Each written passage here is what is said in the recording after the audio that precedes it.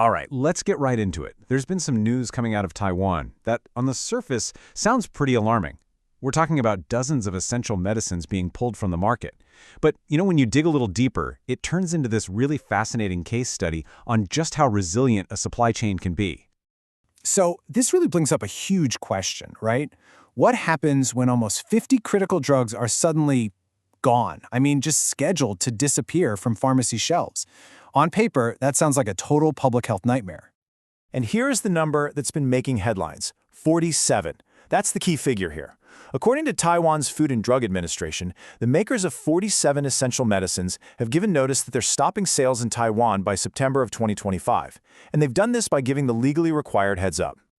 You see a number like that, and of course it's going to raise some serious concerns. Is Taiwan heading for a massive drug shortage? Let's kind of unpack what was going on right at the beginning and how people reacted.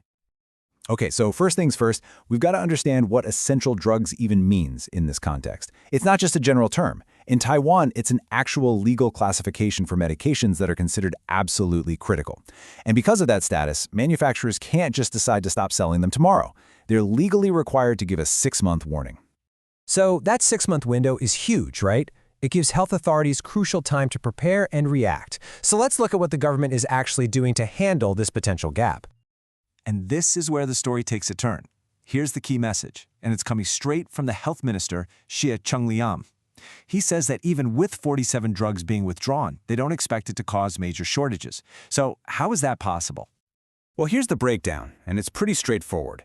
Yes, 47 drugs are on the withdrawal list from their original makers, but, and this is the absolute key, for 46 of those drugs, there are already approved generic versions available right there in Taiwan, ready to step in.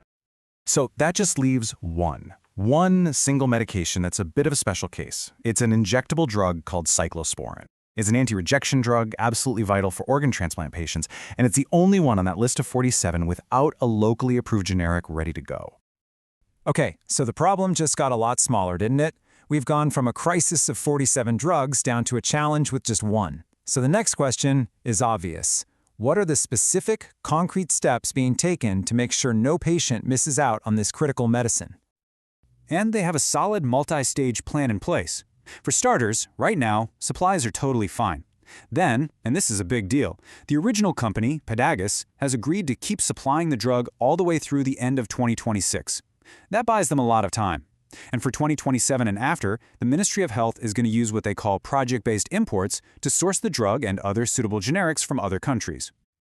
Now, this kind of planning doesn't just happen by accident. It takes some serious coordination. You've got the TFDA, that's Taiwan's Food and Drug Administration, handling the regulations, and you've got the NHIA, the National Health Insurance Administration, managing the money side of things. What they've done is they've actually linked their databases together. It creates this one unified system so they can share information and get crucial updates out to hospitals super fast. But this is bigger than just reacting to one problem. What's really interesting is how Taiwan is using this whole situation as a chance to future-proof their entire system. They're making this strategic shift from just managing a crisis to building real long-term resilience. So this isn't about slapping on a Band-Aid. They're looking to fundamentally change the rules. That agency, the TFDA, is pushing for some key legal changes. First up, they want that 6-month warning notice to apply to all drugs, not just the essential ones.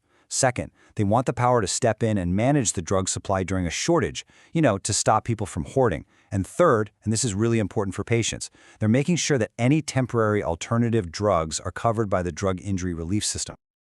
And these aren't just ideas being floated around. They're putting serious money behind it. We're talking about a huge financial commitment. The cabinet has set aside 20 billion new Taiwan dollars. That's more than 650 million US dollars specifically to beef up the pharmaceutical supply chain as part of this new Resilience Act. So where is all that money going? A big chunk of it is aimed squarely at boosting local manufacturing. The NHIA is setting up incentives, like offering better prices to companies that make generics right there in Taiwan.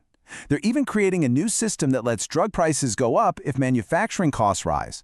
The goal here is simple: make it worthwhile for companies to produce essential medicines locally.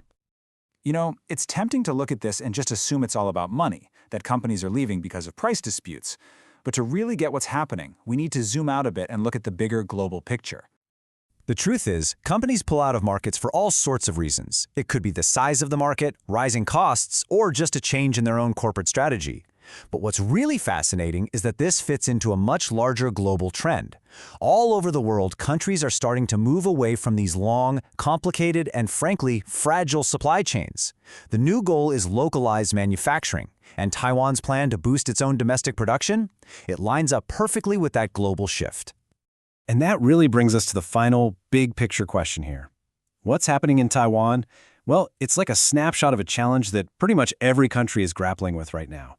As these old global supply chains start to change and even break down, the most important question we all have to answer is this: how do we build new systems that are strong enough to make sure every single person has access to the life-saving medicines they depend on?